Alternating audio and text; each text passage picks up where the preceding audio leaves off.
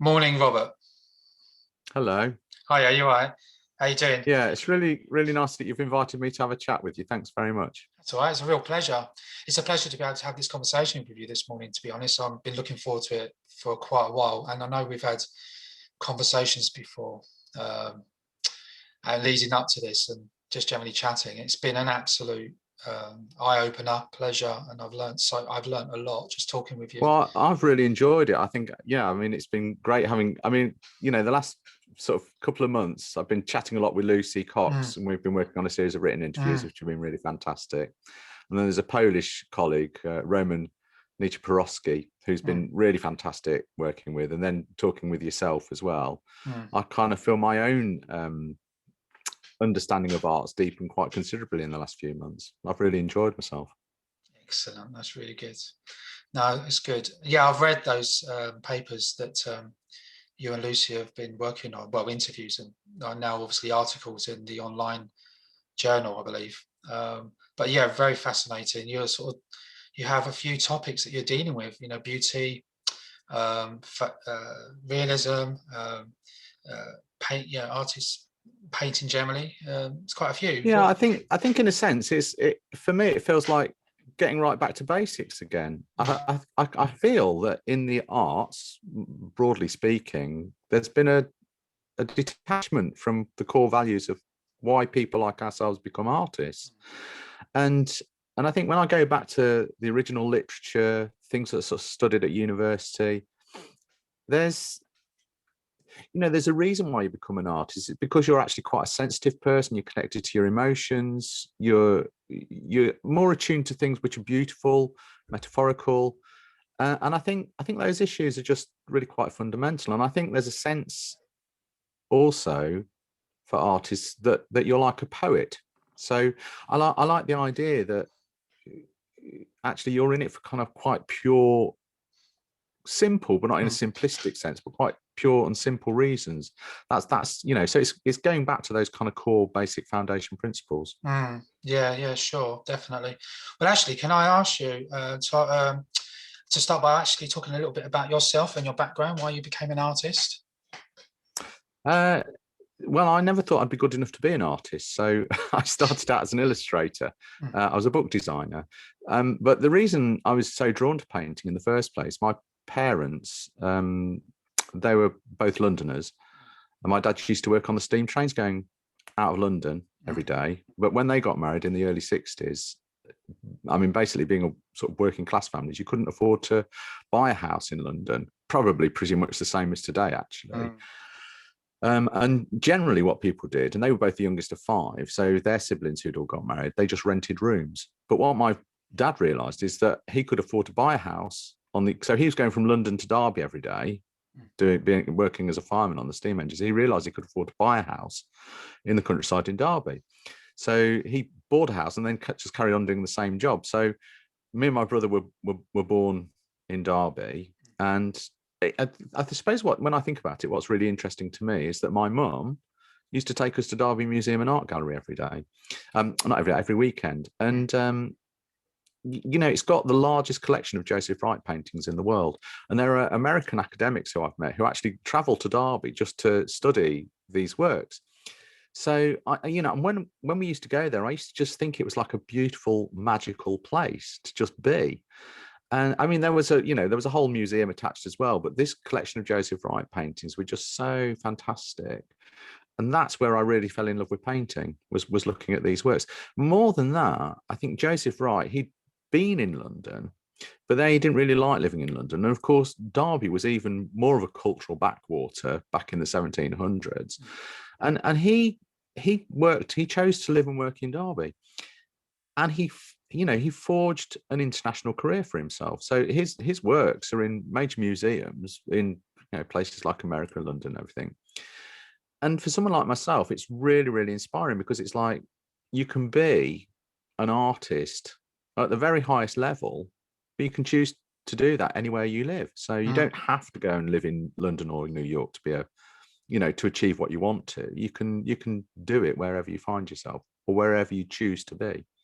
So mm. that was another key component for me. And you're living in Essex, aren't you? Wivenhoe or something Yeah, around there. Yeah. so I love the countryside, and I came here originally to study aesthetics and art theory at the University of Essex with Michael Podro. And what I love about it, so Essex University is it's on Wivenhoe Park, and that's the last.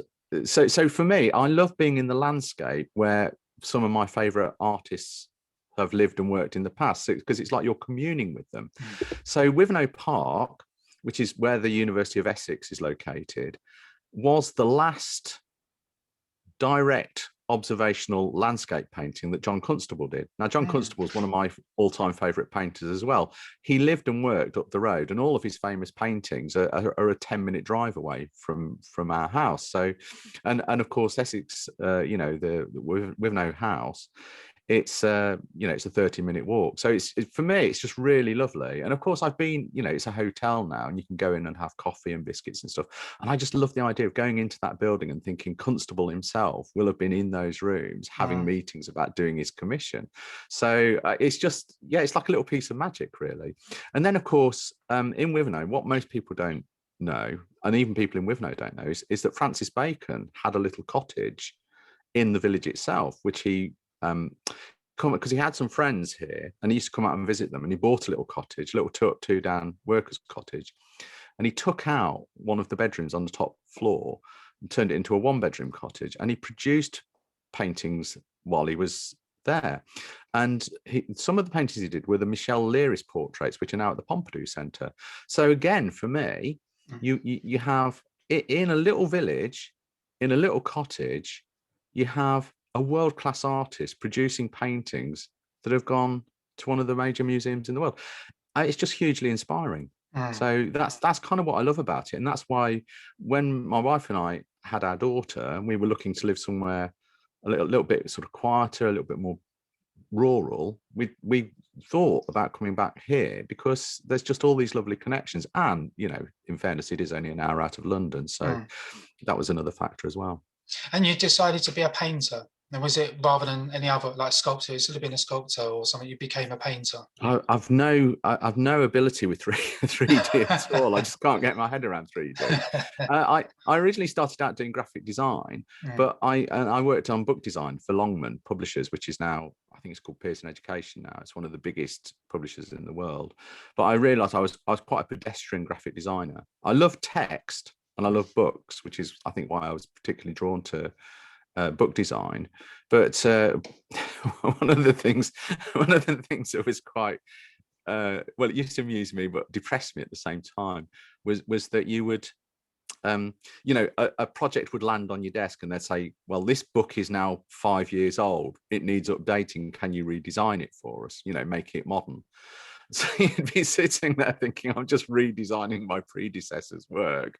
And in another 5 or 10 years' time, there'll be another designer sitting here redesigning what I'm doing. It all kind of felt a bit futile. So, so then I thought, well, and I met my wife when I was working as a designer. And she said to me, I mean, she's a very confident person. She went to Cambridge and did natural sciences, which is what my daughter's doing now. And she said, well, what do you really want to do with your life? And I just sort of said, actually, I'd love to do portrait painting because I love paintings of the human figure. And she said, well, why don't you just do it then? And I think the thing is, there was a difference between our background. I didn't have that same level of confidence, but when I met her, it was kind of like, I thought, well, actually, yeah, you've only got one life. You should try and do what you really want to do with your life. So, yeah, I gave it a go, and it was sort of difficult and tentative to start with, but then it really took off. I started doing portrait painting, and I painted, I think, about 110 commissions, something like that. And it was, members of the aristocracy, members of cabinet, vice chancellors of universities, Cambridge colleges, that sort of thing. I mean, it's there's a big market for portrait commissions, and it's a nice life. But I got to a stage where I thought, well, actually, I don't really want to be painting. At that time, I mean, I'm going back to the 1990s, the early 1990s. And I did it for 10 years. First 5 years, I just did portraits. And then I started to do portraits and landscapes. And then for the next 5 years, I did about 100 landscapes, but I sold all the landscapes I painted to the same people I was doing the portraits for. So it was, it was a nice way to make a living. But I realised that I was effectively what I was doing was just painting 60-year-old white men year in, year out. And I thought, not that I, was thinking of myself as a radical feminist or anything, but I just sort of had this feeling that I didn't want to spend the rest of my life and get to the age of 60 and think, well, all I've done is paint 60-year-old white men. I mean, obviously things are a little bit different now, but so yeah, I guess I reached a point where I thought, well, I want to, I've always loved reading. I've always loved watching documentaries. I love watching films as well, but I love exploring ideas, and I love exploring subjects. I love exploring things about the world, looking for patterns in the world as well, because I suppose it's essentially I find the world quite a complicated, difficult place. Absolutely, especially now. So I was going to say, obviously, you moved away from doing specifically portraiture painting, and then you started to paint, I believe, things that you wanted to paint, which are not about portraiture, but generally having your own subject, like creating your own subject within your own practice, which obviously you're talking about landscape, you're talking about other content. So within that, from what I understand, a notion that's come into play that I've realized recently is the notion of beauty in your work, or something you've been talking about. Again, with Lucy, you were talking about beauty in one of the papers. So I've picked that out because I've noticed that quite, in a very prominent way. It stood out. So has the idea of beauty there become something quite important to you within your painting practice over the last how many years? Yeah, well, thanks for asking. I would realise beauty's always been a fundamental concern for me, but I think now it's become more fundamental than ever. I suppose when I look back on it, well,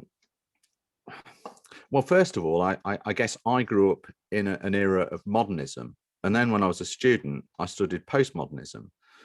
But like a lot of people, I couldn't really get my head around postmodernism because it just seemed to be about dismantling things. It didn't seem to be about creating something positive. And I suppose as a creative person, what interests you is putting things into the world which are positive and which create a sense of hope. And I think that's where modernism was. And I think it's where postmodernism isn't. And one of the things I kind of feel I've observed, with a few notable exceptions, beauty has become quite a marginalized issue in the arts generally.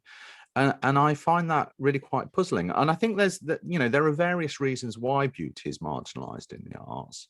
So, famously, Adorno said that after Auschwitz, writing poetry would seem barbaric. So I get that, but I think sort of 75 years after the Holocaust, I think now is probably a time to start thinking about re-engaging with beauty.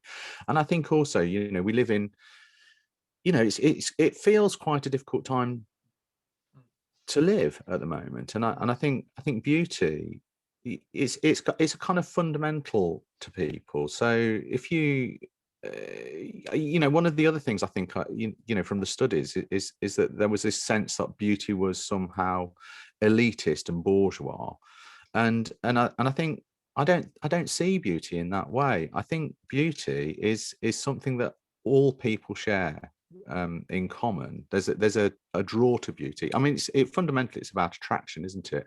But I think beauty, as I've looked at it, I think beauty is a very difficult thing to pin down.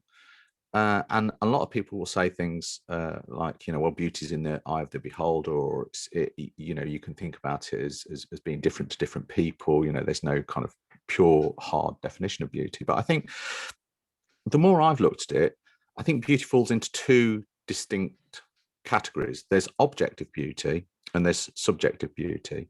So objective beauty is really about the sublime. So it's beauty that people have not created. It exists outside of ourselves and it's already there. So it's like you go to a beach and you watch a beautiful beach and you watch a beautiful sunset. You respond, you react to it, or you look up at the night sky and there's no pollution and you look at the Milky Way and you marvel at it, or you stand on top of a mountain and you see a beautiful range of mountains. And I think So that's an engagement with the sublime. And I think what that does for us is it contextualizes our own worries and anxieties. It puts our concerns into the bigger context of the universe. So it diminishes our worries and anxieties, and that actually is fundamentally reassuring. I would then say that the other form of beauty is subjective beauty, and I think that's what real beauty is. And that, I think, is when people have made something with love, care, and tenderness. So it's an expression of love, and that's not love in the sort of physical sense, being lovers. It's in the sense of humanitarian love. It's in a sense of loving humanity, and this is what struck. So I've been talking to quite a few people about it, and what struck me is that beauty can manifest itself in loved objects. So it could be you've made a beautiful meal for someone, or you've created a beautiful garden, and there's something about, so it's not just about artwork, it's about beauty in the world at large. And it's about how people have loved things into existence. And I think this is what gets to the heart of creativity and being an artist, is that you imagine something in your mind, you sense, you feel something, you imagine it, you picture it. And then being an artist or a creator is about then synthesizing that into being. It's about synthesizing it into existence. Now, you can create things into existence which are intellectual, or you can create things into existence which are hateful and which you wish to destroy. And that's where the concept of the scapegoat comes in. Of course, if you're a psychoanalyst, the idea of wishing to destroy something, I mean, that's kind of catharsis as well. This also comes into catharsis.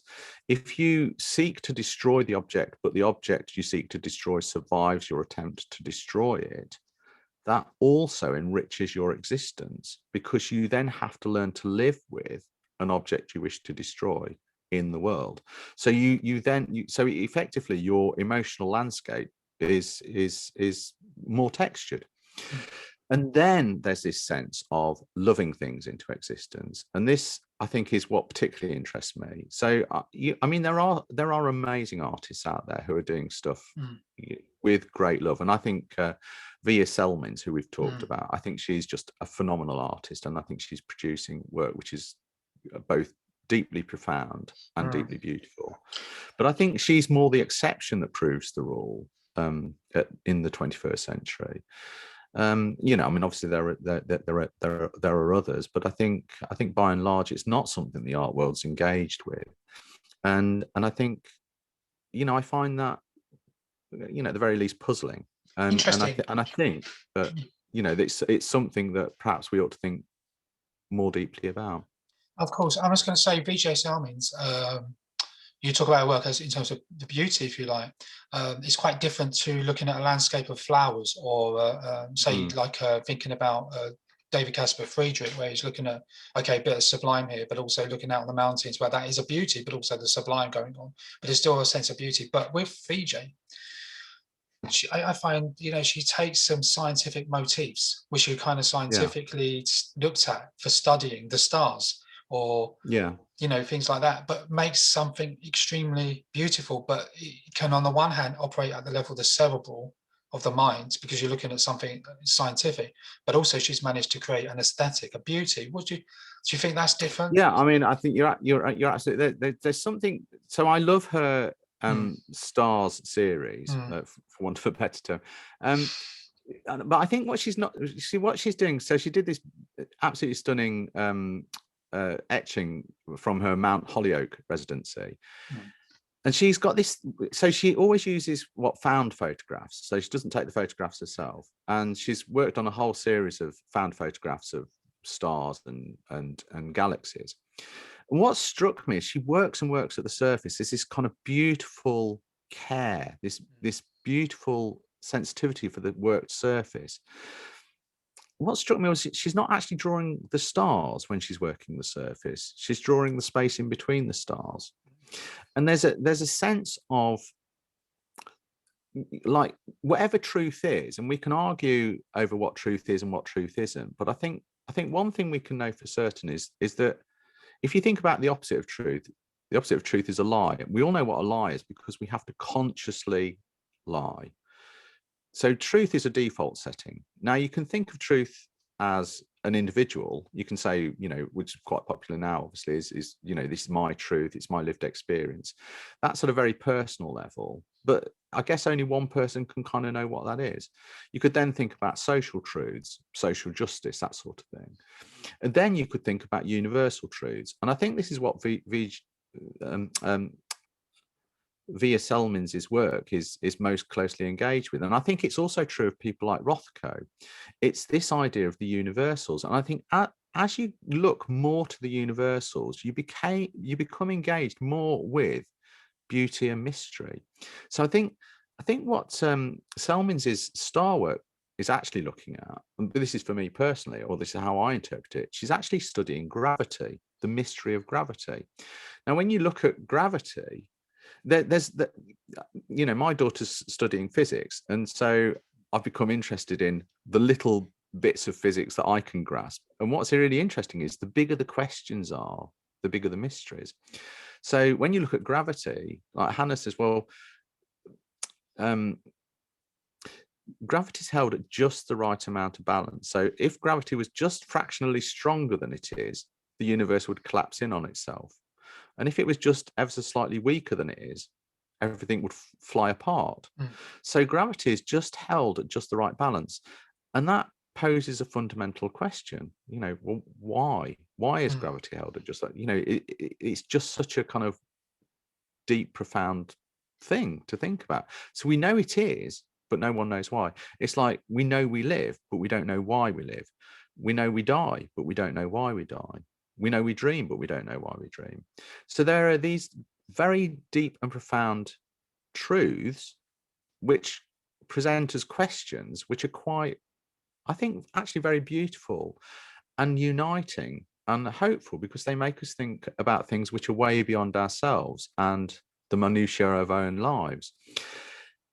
And I suppose, if I look at Rothko, for example, so the Seagram paintings, I looked at I absolutely love Rothko's Seagram paintings in the Tate, and I spent many years going to look at them, and I could never understand what it was about them that was so appealing. And then one day I just sort of sat there and I thought, oh God, right, they're like Stonehenge. It's like they've created a frame around the eternal void of nothingness. It's like you're contemplating death. It's like the unknowingness of nothingness. And that's just, I just found that just phenomenally amazing. So it may be that those are the intentions of the artist, or it may not be. But for me, those are the issues that arise when you're looking at someone who's producing something which is beyond a kind of individual storyline. Okay, so you're talking about the sense of the objectivity of, it's an objectivity, beauty. So we can all kind of come to agree with that sort of thing, if you like. We can, like consider flowers to be objectively beautiful, or a landscape. So it's like that in a way, where you can all appreciate its beauty. So there's the objective beauty, and I think that, yes, that's interesting, isn't it? So partly that's what they're engaged with in the subject matter, but then there's subjective beauty, which is the way you realize that, and that's where the loving aspect comes in. Now, yes, I've slightly sidetracked myself, but basically, subjective beauty, you love something into existence. So we know when something has been loved into existence, we recognize it, and we recognize it instinctively. We don't need to be told it. We recognize it because it's been given more attention than it would ordinarily deserve. So if we think of a garden, for example, you can walk down the high street and you can see hundreds and hundreds of front gardens. You can see loads and loads of back gardens. But then every now and again, you might come across a garden that's been really, really cared for. And it's been really cared for because much more time has been taken on it than all the other gardens around you. So it's got extra plants in it. The plants are well tended. It's been weeded. The grass is well cut. The plants have been selected so they provide interest, variety and contrast with the leaf shapes and the leaf colours. The garden will give you variety throughout the different seasons, so you've always got something new to look at. That's a level of care and attention that indicates something's been loved. When something's been loved into being like that, it attracts our attention because you think to yourself, well, it means something to the person who's made it. And if it means something to them, it must mean something to us. And where I am in my thinking at the moment is, if someone has loved something, if they've dedicated time, effort and resource to creating something of beauty, what it reveals is that other people are capable of loving. And if other people are capable of loving, then it means I'm also capable of loving. And I think that is what beauty is about. It's about this exchange of thinking that we're able to love each other and we're able to love our environment. We're able to put love into the world. And I think that's, for me, that's actually really quite fundamental. Okay, so is that a characteristic of beauty, in your opinion, within art? Is there like, would you say there's characteristics, and that is one of the characteristics for? Yes, absolutely. I think so. So I think there is this objective beauty, and that's obviously that becomes the subject of someone like Selmin's. Or say Caspar David Friedrich. You know, there's this, the Romantics. There's this sense of the objective landscape. You know, the objective beauty of the landscape, which is the sublime. But then there's the way you approach the production of that, and that's to do with loving the thing into existence. So you imagine it first, and then you put the effort into creating it, to realizing it into existence. Now, when you realize it into existence with a sense of love and care and attention, then it gets this extra quality about it, which it transmits something quite fundamental, which is about our ability to love. Because obviously, we're all complex. We can all we can all fall out with each other. We can have negative feelings, bad feelings. We can hate people, we can fall out with people, and we can fall in love with people. And we can, it's just very complex being a human being. But I think a fundamental is that we need to have good relationships with each other. And I think that's one of the things that transmitting love does. Can we also have that same experience, but with the art object? Like a person, you can fall in love, so you can love and fall out of love, hate, etc. Can we have that same experience with the artwork as an object? Does it become a living being, the artwork that you can? Well, I think so. Yes, I think it does. If there are works of art that, and I think this is why you can say not everyone sees beauty in the same things, because there's a cultural difference. Culture, cultural definitions, I think, certainly historically, have always been geographically defined. So, either within a country or within a region or a landscape. So you can think about the way buildings in Britain are built, or actually hedges, for example, hedges and fences and walls. Different regions, you have different resources. So if you go to the Cotswolds, you have Cotswold stone to build houses. If you go to Devon, hedgerows, they're built as ditches, whereas in Derbyshire they're built out of flint stone. You build walls out of stone, whereas in East Anglia you make hedges out of hawthorn. So you've got different ways, different expressions of manifestations of culture based really on your physical geography. But I think in the 21st century that's changed quite dramatically because of the internet.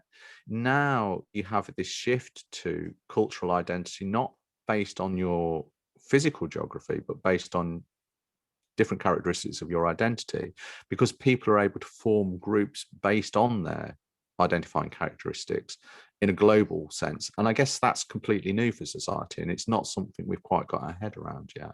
Okay, interesting you're saying that. That's almost a conversation in itself, globalization, etc. But I will say, actually, something else is coming to mind, even before I just asked you the last question, and that being there's a sense of beauty in looking outside in the world and you've given an image of that, you take a photograph, you know there's something beautiful within that. So on the one hand, there's that kind of beauty. We see the signifiers transmitting beautiful things.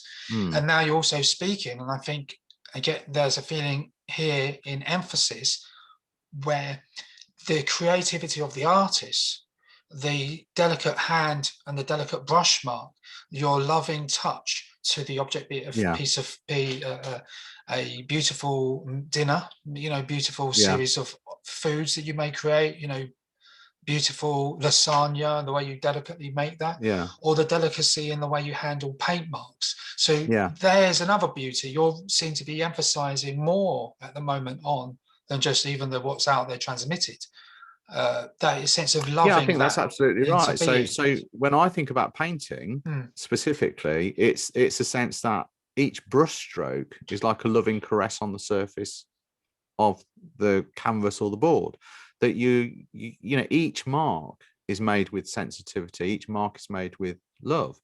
Just as if you're making a meal, you select the ingredients very carefully. You condense your sauce down with a bit of extra care because fundamentally you're making it for someone else. You're wanting to send a message out to other people that you care about them, and I just think that's so yeah, for me, I think of artists not as people who are looking to have a career. I think of art, making art is like it's a way of being in the world. It's like being a poet.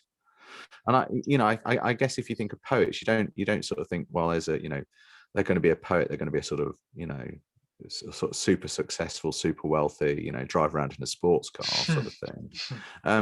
You don't go into poetry for those reasons. You go into poetry because you want to create metaphor in the world. And I think fundamentally that's what art is doing. You're creating metaphor, and a metaphor is creating a fundamental shift in the way that we perceive things. So what you're doing when you love that is you're creating a fundamental shift with love. So if you're a poet, then you're using language. Creating metaphor is to state one thing as being something it clearly isn't. So if you're if you're writing poetry, so it's like you say the mouth of a river or the leg of a table. That's metaphor, but the metaphors die with time over language. They sort of diminish in their potency. And I think so poets are using those, they're using those tools. Copywriters are using the same things, but they're using them for different purposes. Copywriters are doing that to sell stuff, whereas poets are doing it to shift our perceptions of the world. And I think it's the same for painters. You can be an illustrator, or you can be someone engaged in the world of fashion. But if you're an artist, actually you're engaged in the same way as a poet. You're engaged with creating fundamental metaphorical shifts in the way that we perceive the world. For me, actually, one of the best examples of art as metaphor is Duchamp's urinal, because there he's literally stating a urinal to be a fountain. He's stating it to be something that it isn't. Now, I think when we use beauty, we are also creating metaphor. So I guess I started thinking about that when I was looking, because I love going to places like the National Gallery, or the Frick Collection, or a place like that, and I love I used to love looking at crucifixion paintings, but I always just used to think, oh, it's just so beautiful, the colours, the composition, the structure, the way the faces have been painted, the way the robes are painted. And it was only after a few years of looking that I suddenly thought, goodness me, it's like you're actually looking at someone being put to death, executed in the most barbaric way possible. But because of the way it's been portrayed, it's been given beauty. What you have is a bridge. You have a bridge to the subject matter. So beauty enables you to actually approach something that you will or otherwise wouldn't even want to look at. And in using beauty, what artists like Raphael have done is they've created a transformative quality. So effectively what they've done is they've said, this is not execution, it's salvation. So that's an engagement with metaphor. Interesting. You speak in that way, but you're a Catholic, aren't you? And you've got a Christian Mm, background. Do you think yeah. much of, say, the Christ, Jesus Christ's attitude towards others, the idea of loving others and to be kind to others, etc., etc. Do you think that's also informed your ideas of beauty in art and how, like you say, loving others through what you make? So do you think that is a Yeah, I part? mean, well, I think I mean, one of the things I find very interesting is I think because I'd also say I have very liberal Mm, values, and I think there's a kind of fundamental um, unity in those things that fundamentally people want things to be fair in society. So I think, yeah, I mean, I was raised Christian, mm, and it, of course, it templates you as a human being. So for me, what matters is that I feel that I'm in service to those around me in any way that I can. Of course, you often fail and fall short. You're fundamentally imperfect, but I always do my best to serve my family and serve my friends, and help others where I can, because that feels, to me, that feels fundamental. Weirdly, it does also end up serving you because you get good things back. mm. So it doesn't feel like you're doing it for selfless reasons. It feels like you're doing it because it creates a more harmonious life. Um, so one of the things that really interested me recently, because I've just been writing about the modern crucifixion and comparing and contrasting it to Banks's Rage Flower Thrower, Mm, which is outside Bethlehem. mm, And one of the things that struck me is that like Christianity is associated with right-wing political thinking, and liberalism is associated with left-wing political thinking. But I think Christianity fundamentally accepts that the world is not a fair place. It accepts that people have different abilities, and it accepts that some people are wealthy and other people are suppressed. Whereas I think liberalism wants to do, fundamentally wishes to eradicate all of those differences. So that's where there's a kind of schism in thinking. But essentially, both want people to be happy and live in harmony. So I think that's I think that's really interesting. mm. I think there are kind of underlying concepts that unite all people, and I suppose that's the territory that I think, when art is engaged in its highest form, when it's doing its very best, that's what art is doing. So, like looking at Rothko, like looking at Selmins, they're engaged in really quite fundamental. It's regardless of whether you're Jewish like Rothko, or whether you're a Christian, or whether you're a libertarian, or a liberal, or whatever you are. There's fundamental things that underpin everything, and that's what is the human experience. What gives us hope? How do we relate to each other? How do we relate to each other in a way that's harmonious? I think for me, that's kind of what most interests me Mm. about artists I like, is that So they're do you doing think that. if you're making a challenging subject, i.e. the crucifixion, or something Yeah. that, let's be honest, I know, the Holocaust, or as like some of your paintings have dealt with the idea of oh, where life is terminated for a crime. I forgot what you're saying now. You call Yeah, it. no, I did a whole series on execution, That's because it. I was That's the word. interested in. So I did a series called No Human Way to Kill, because I was interested in looking at how one might approach doing crucifixion painting in the 21st century. Yeah, but you still Um, made it beautiful. Do you think that was the I idea of it I brings try. people in? Well, I tried to. Yeah, Mm, I tried to, because I suppose fundamentally I had quite a liberal approach to that. That I think execution is wrong. Um, and there's an identification with the condemned. What was interesting for me was that I worked quite closely with the Human Rights Centre at the University of Essex for a number of years, and we worked on this project, No Human Way to Kill, together, along with Amnesty International. And what was interesting to me is that a lot of people would call the condemned the victim, but they weren't the victim. they'd usually committed quite awful, atrocious acts, which is why they were being put to death. Now, one could argue that they are a victim of the state, but technically speaking, yeah, they are the condemned. Right. So, yeah, that's okay. But obviously, it's a very traumatized. If we were to, if you're to depict it in maybe its more brutal sense, it could be very traumatizing for the viewer. But instead, given a sense of aesthetics, of beauty, you're allowing people in and acknowledge the cruelty or the. Yeah, I think that's. I mean, I think approach. So for me, I actually, I did approach these subjects with a sense of empathy for the condemned, and I think you need that sensitivity if you're going to. So what I find is I can't produce a work of art if I've got no emotional connectivity to it. So sometimes, so I tend to look at subjects, and if I feel like a deep emotional response to it, then I think, well, it's going to be worth exploring more. So then I kind of, watch some films, watch some documentaries, read more books, really get deep into a subject. And then when I come to work on a set of images around it, that's when I find out whether I've really got an emotional connection. And if the emotional connection is just not there, I just abandon them and just look for something else to do. But if the emotional connection is there, then I can approach with sensitivity to what I'm doing. And I think so.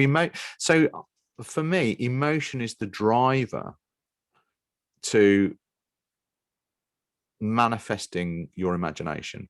So emotion is so your imagination is where things start. Your emotion is what drives the creation of the work. And I think in the best work, beauty is sort of like the destination.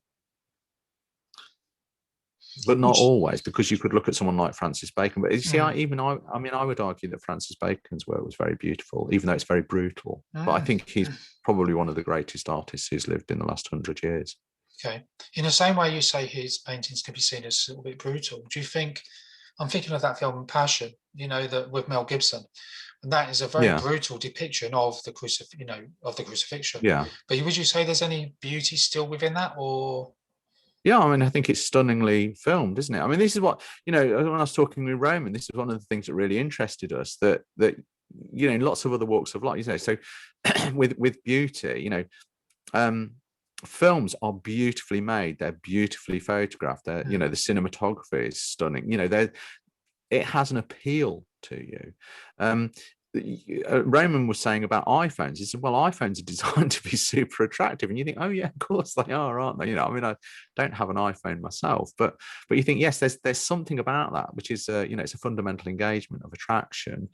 And so you've got lots of objects in the world which are designed to attract. Yet the art world is the one place where that seems to be missing. And is the thing which is a bit of a mystery to me, and it's something that I suppose I personally want to engage with.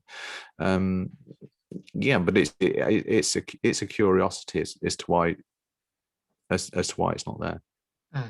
But I think it's to do with postmodernism. I think it's to do with the rise of postmodernism in art theory. Okay. I was going to say, do you think that you can say within your own paintings there is beauty? Would you say it's shaped your practice and you can see clearly there's an element of the beauty? Is it as you say, the way you make it, or do you think there's something else? The image itself is beautiful within your, or is it just difficult to determine because of I'd like to think that beauty was there, because I'd like to think that every time I've produced a painting, I've had an emotional sensitivity about it, and that I've produced, as you were saying, that each brushstroke that you put down, it's like a caressing of the surface. So I'd like to think that everything I've done has been made with sensitivity and beauty. Whether other people get that or not, I don't know. It's not for me to say, is it? You can only do your best, and then you just wait and see what other people make of it. So it may be that it just does nothing for anyone, and that's how one criticizes work, isn't it? You look to see what someone's aimed to achieve, and then you assess how close they've got to achieving their objective. So my objective is, it certainly has been to take very difficult subject matter and then apply sensitivity, beauty, emotion to it, in order that you can create a sort of conversation around it. And that's a conversation in a humanitarian kind of way. So you broaden and open up discussion rather than close discussion down. So I'm not looking to create answers. I'm looking, I suppose, to create more questions, to open up debate. So you're creating, you're creating a forum. So, and I think when I did No Human Way to Kill, that seemed to work very well. And interestingly, I think the less control you have over something, the more successful it becomes. So I didn't even title that. It was someone from Amnesty that titled No Human Way to Kill. And I think it was, it's much better than anything I would have come up with, which would have been quite clunky and, mechanical. But it worked. Yeah, I think it works very well. It doesn't make any sense to me, but it does work very well. So, I think it's a great title. You went to a lecture, didn't you, in the the cathedral, the monastery, and a gentleman gave us a lecture about beauty or discussion on that. What did you think of it? I know you've been talking about it with Lucy in your recent article. Yeah. So, well, when I was trying to understand beauty a bit more, I was due to go to Yale to an event there, and it was in the summer of 2019. And then there was a series of talks that Father Martin Boland was giving on beauty and the divine. And I just thought, oh, you know what? I'd just rather go up to this monastery, have a few days rest, and listen to some really fantastic, thought-provoking lectures on beauty and the divine. But it was really interesting because, Father Martin was sort of talking about beauty, and he fundamentally was saying, well, no one can really define beauty. No one can pin down what beauty is. He talked a bit about the sublime and things like that. And so, well, fundamentally, beauty is different for different people. Everyone's got their own interpretation of it. But then he said something very interesting. It actually made everyone laugh. He said, well, although it's hard to define what beauty is, it's actually quite easy to define what beauty isn't. And then he showed a picture of the Cumbernauld shopping centre. Well, of course, everyone laughed because it really was ugly. And it's actually called the Centre Cumbernauld. But I looked it up after, and it's really fascinating because Channel 4 made a documentary called Demolition, and they conducted a poll, and that building was picked out as Britain's most hated building. So, everyone, although it might be next to impossible to reach a consensus as to what Britain's most beloved building is, everyone had reached a consensus about what Britain's most hated building was. And I think there's the other thing that Martin Boland did is he read out a quote by Roger Scruton, which said that basically at our fundamental level, we need to engage with things which are loved, and love is about continuing care. So when I'm talking about loved objects being, they've been cared, they've been nurtured, they've been loved into existence, that beautiful things have been loved into existence. What he's saying is that that things that have been loved into existence then receive continuing care because people care about them. And that was really interesting because it was kind of summed up really just by being at the monastery itself, because the monastery was built in 1230, and although it hasn't been continually inhabited for 800 years, it's been largely continually inhabited for that period of time. And you sense that there's, when you're in a special building, people care for it. They care for it and they continue to care for it, and it's lived in for generation after generation. When you look at somewhere like the Cumbernauld shopping centre, what you realise is it's not been conceived with love and care and attention. So people actually don't want it around. They literally want to destroy it.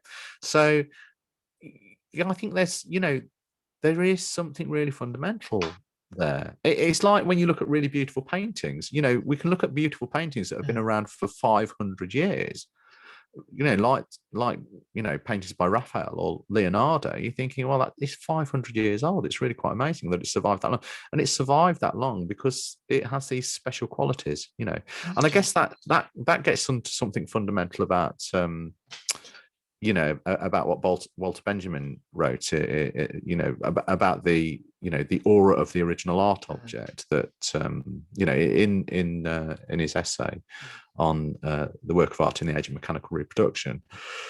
What Benjamin was arguing for was the democratization of art, because he was essentially saying that art is produced by an elite for an elite, and as an elitist thing, art produced as original works of art, it has this aura of being, it has an aura about it, which is specific to its place in time and space. And he said that in an age of mechanical reproduction, you lose the aura, but losing the aura is a price worth paying, because by creating prints of works of art, let's say paintings, everyone can engage with a work of art. So you lose the aura, it's a price worth paying, because everyone can look at it, everyone can engage with it, everyone can engage with, it's total democracy. But I actually think it's not quite that simple. And I think if you look at a photograph, it's like looking at a photograph of a garden rather than engaging with the garden itself. I think you've still got to have the original. And I think because we've got art museums and galleries, people can engage with the original. And I think if you don't engage, if you remove the original altogether, then you remove the ability to engage directly with beauty. So you're actually not, it's like looking at a photograph of a sunset rather than looking at an original sunset itself. So you can only get a hint at what it is you're looking at. Now, if you're looking at reproduced work, so like if you were looking at a Jane Austen novel, well, obviously she's created every word, every sentence, the structure of each novel with care and beauty and integrity. So when a work's been made to be reproduced, then the integrity of the care and sensitivity remains intact. But then I suppose the sort of footnote to that would be if you then looked at the original manuscript of a Jane Austen novel, then you would feel that there was something extra again in place. So for me, it's actually there's an emotional fingerprint in the production of an original work of art. And I think that emotional fingerprint is fundamental to our engagement with what an art object is. I think it's important that we do engage with that. So so one of the illustrations to that I used when I did this interview with Lucy was that I went to a graveyard in Boston, and it was an early settler graveyard. So I'm living in East Anglia, and there's loads of early East Anglian settlers buried in this graveyard. So up the road we've got Ipswich, Dedham, whatever, and people were living in those. They'd named those places in New England, and then they were buried in this graveyard in Boston, and it was really it's quite special, because you're thinking, those people had come from the landscape that I was living in. They then built houses that look just like the houses we've got where we are now, sort of white weatherboarded houses and barns, and now they were buried there 400 years later. And but then what was really interesting was I was seeing people go up to specific, because there's quite a lot of famous gravestones in this burying ground, and they would just go up with their mobile phone, and they would just take a photograph of a gravestone, of a specific gravestone, and they didn't they didn't wait, look, search. They just went up, took a photograph, and then walked away. And I thought, that's really interesting. Why would anyone do that? So the other thing is I started to then notice that happening in art galleries, that people would go up and photograph paintings. Now, what struck me is that if you're going up and photographing a painting or photographing a gravestone, you've already seen it online beforehand. So there's no reason for you to take a photograph of that object. It's completely superfluous. And in fact, your photograph's probably not going to be nearly as good as the one you've seen online. There's probably been taken by a professional. But then, and then this is what struck me, is actually people are not taking a photograph of the object. They're actually recording their experience of connecting to the original. So it's to do with an emotional connection. What they're doing is recording a memory of their emotional connection to the original thing. So and then that's what struck me is that our emotional connection to beauty really matters. So if you go sit on a beautiful beach in Bali and look at a beautiful sunset, you have an emotional connection to that. You might then photograph it and, you know, look at it on an album or look at it on your iPhone later. Or you might look at the night sky and have an emotional connection to that. So it's the emotional connection that matters. Equally, you might then decide to go and watch a film or go to an art gallery. And you're not going because you want to see a picture, which you can see online. You're going because you anticipate having an emotional connection to the original object. So I think there's something fundamental. I mean, I don't know what it is, but I think it is to do with connecting to other people in a profound and emotional way and thinking about how other people engage with the world. Okay, so you mentioned the word democracy within art because of this referring to the essay and that. Do you think that art's become more democratic or in complete opposite?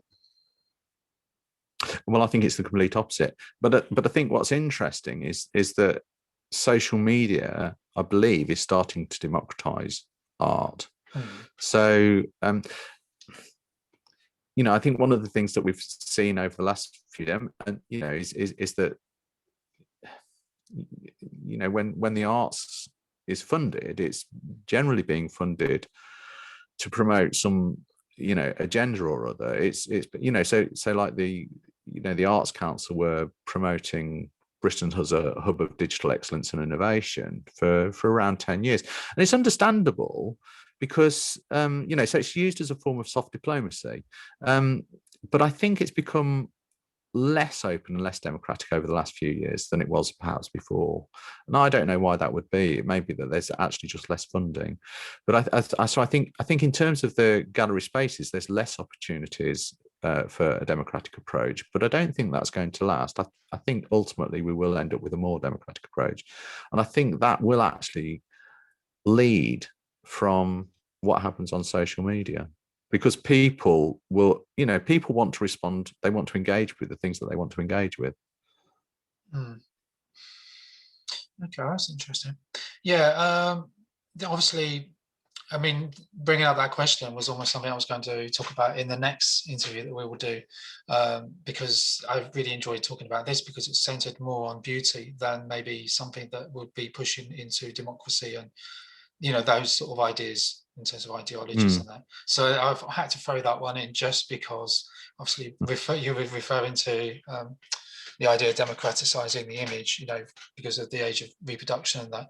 But it also makes me wonder, how do you feel about virtual exhibition spaces, you know, not in the actual space, but virtual? Does that make you feel uncomfortable? Does it sit in a sort of, you know... I've tried looking at a couple. They do absolutely nothing for me. I just don't see the point.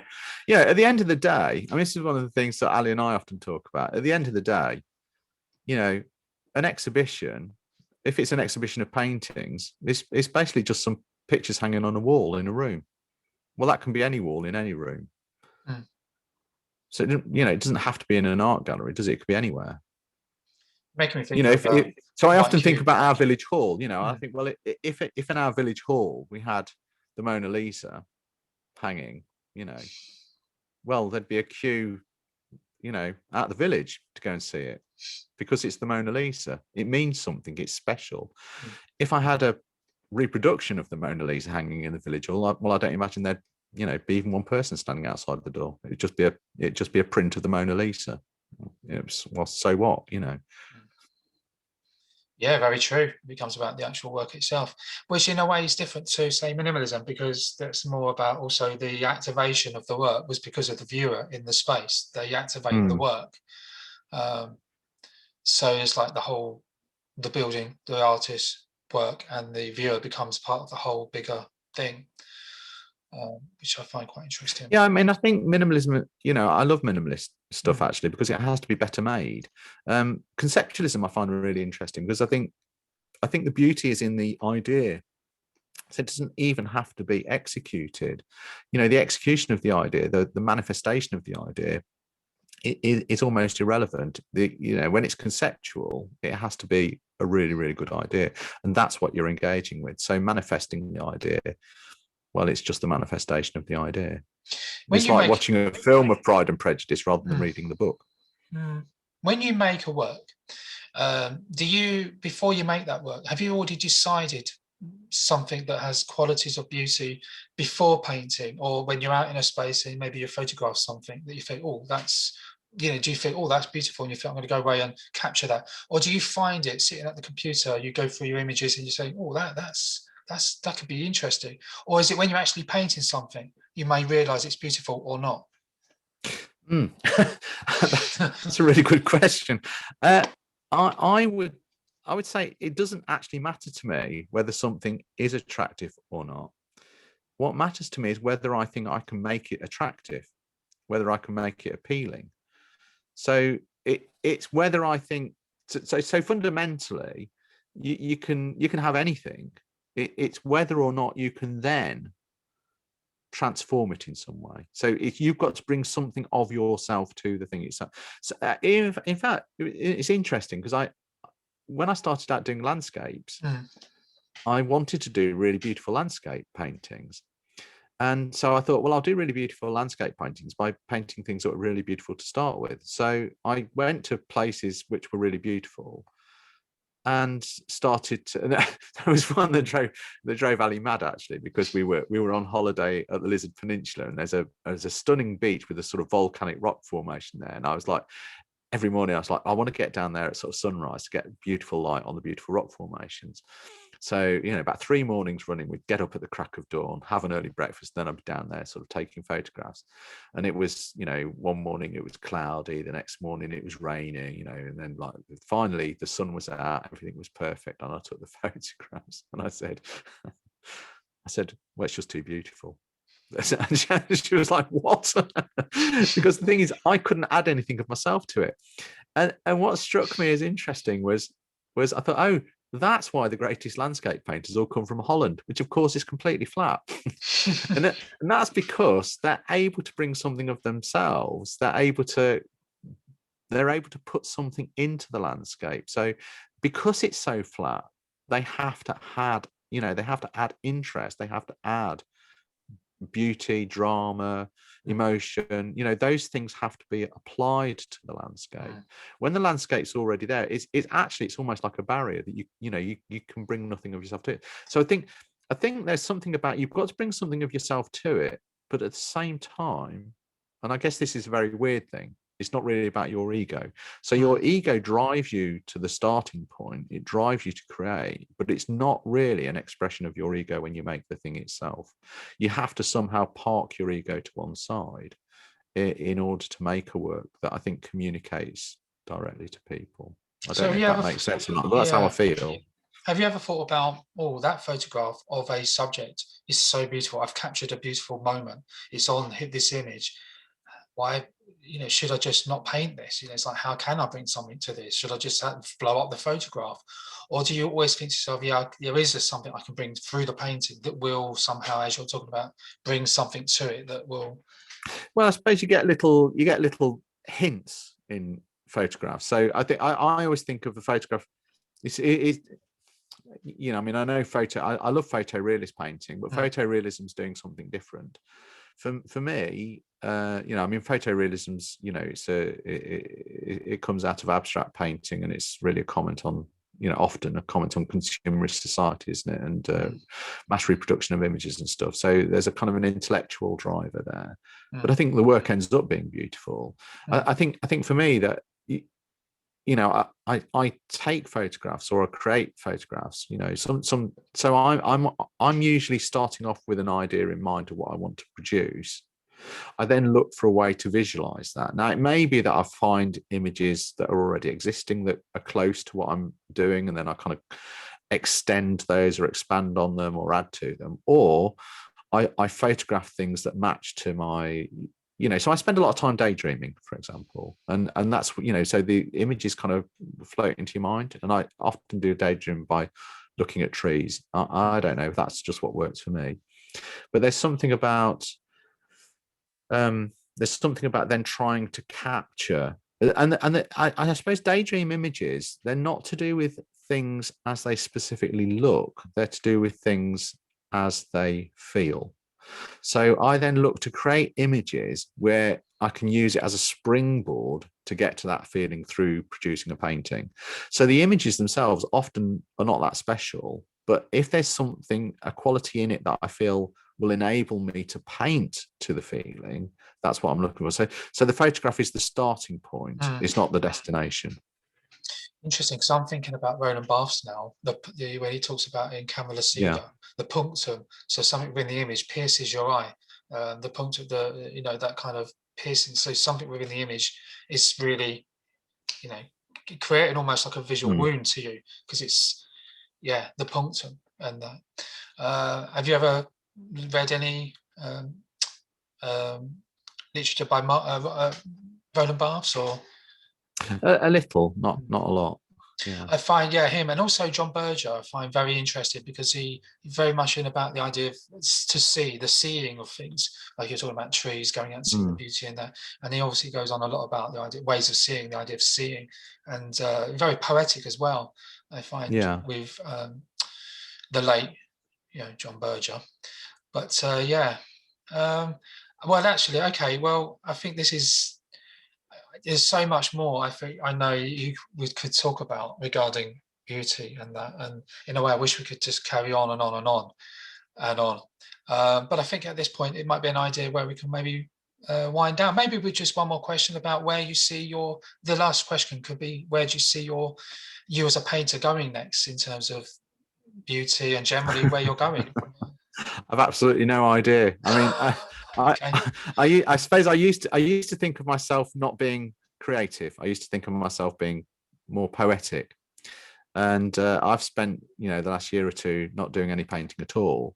But I've taken up carpentry, gardening, things like that. And what's really struck me is that actually there's a creative way of being. So I do see myself as creative now, because I like to visualize things and then make them in the world, and so I like to enhance the environment that I'm finding myself living in. So I would say that I don't have any set idea of what I'm doing now, but I'm looking forward to having more chats with you and expanding on some of these ideas that we're sort of touching on, because I think there is there's a lot we can go into.